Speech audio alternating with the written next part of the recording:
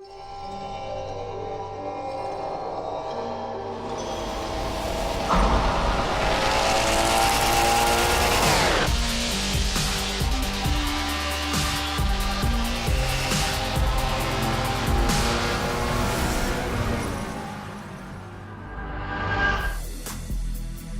Motorsport's always been a series about innovation.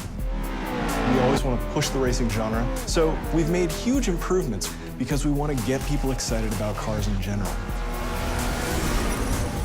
The Alps is the ultimate driving road because it's set in a beautiful location and the ribbon has been hand-tuned over months of testing to make sure that it's just the right balance of speed, challenge, fun, in a wide variety of cars for a wide variety of players. Because we're a virtual game, nobody's gonna get hurt. Since we're not concerned about driver safety, we can go to these epic places like the Bernies Alps and build basically the world's best driving roads, and we have total creative freedom. We actually looked at 15, 30 different locales, and the Alps is just the most epic.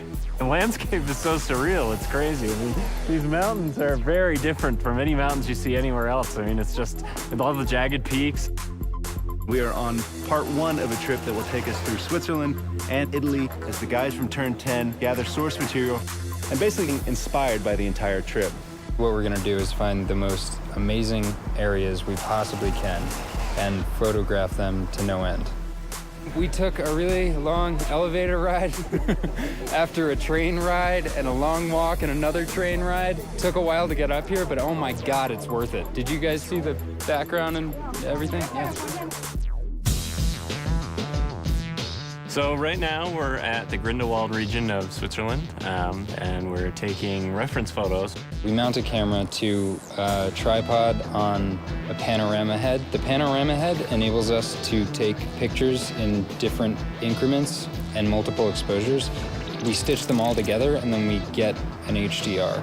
An HDR is high dynamic range image. Each frame that we do at a multiple exposure. So when you stitch it all together later, you can slide through all the different exposures. So you can go from a very dark scene with a little pinpoint where the sun is all the way up to a very exposed image.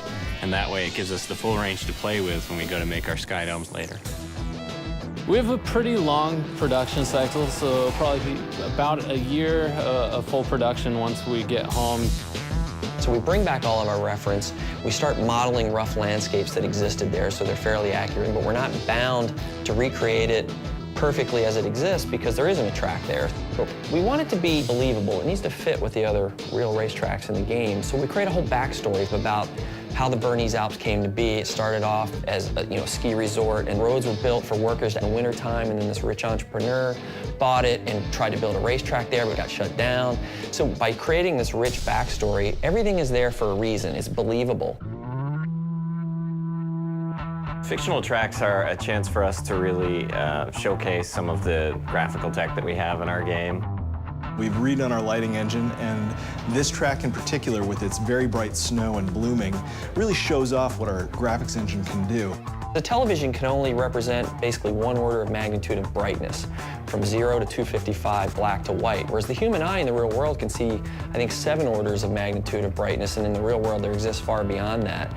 The sun is infinitely brighter than a white piece of paper, but on a television screen they look the same. Well, we found a way to basically reverse engineer that at full HD resolution on the Xbox 360. So what we do is we captured high dynamic range images of the world, and that gets baked back into the lighting and the reflections on the car, which means the sun is order of magnitudes brighter than a white piece of paper and is brighter than gray asphalt, which basically makes the cars look really grounded in the environment.